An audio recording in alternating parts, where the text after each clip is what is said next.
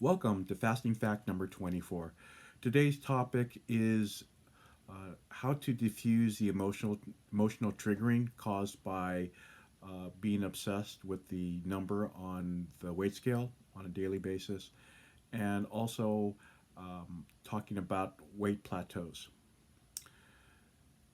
From my time being on the online fasting forums, I noticed that a lot of people, specifically women, got on these emotional roller coasters just by freaking out over what they would see on their weight scales. Especially if they were doing fasts and they gain like a pound or 2 pounds, especially in the beginning, they'd start freaking out. How I would deal with that when I was working with clients one on one, when I in my earlier personal training days, is that I would tell my clients still to take their daily weigh in. They weren't absolved of that responsibility, but instead to focus on a weekly average. Because the body will adjust on its own schedule.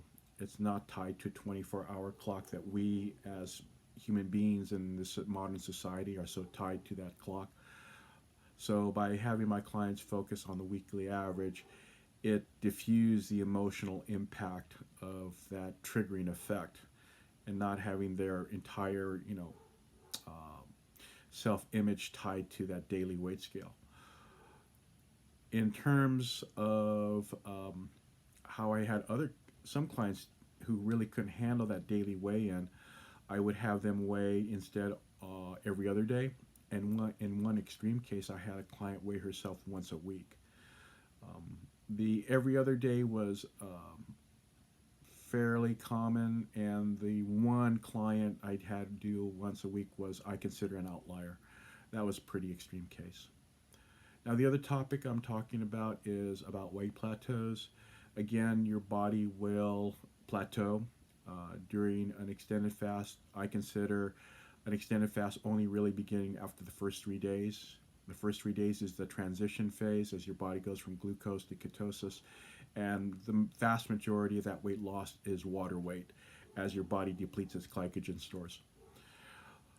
Again, it ties into that your body will lose weight on its own schedule, so you will experience plateaus.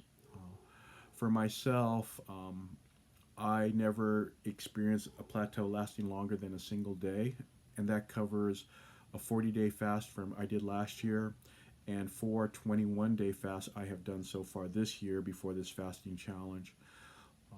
However, during this fasting challenge, the first 18 days I was able to go consecutively without eating anything outside of herbal tea and black coffee and a sugar mint here and there. I mean, a sugar-free mint here and there. And I had hit a plateau of 3 days, which was a first for me. And I found out it was because I was over binging on those sugar-free mints. And once I got rid of that, my body adjusted and started losing weight again. So I consider that 3 day weight plateau an outlier, since it was caused by something external from my body.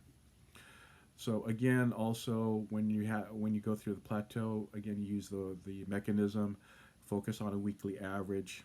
Don't get tied up with what's happening with the body on a single day or even 2 or even 3 days in a row. Just under just understand it. If it is an outlier, maybe it's an external cause, like I found out. And once you get rid of that and the body starts going on its normal progression, again, just focus on an average. And as long as the overall trend goes down, that's all that matters.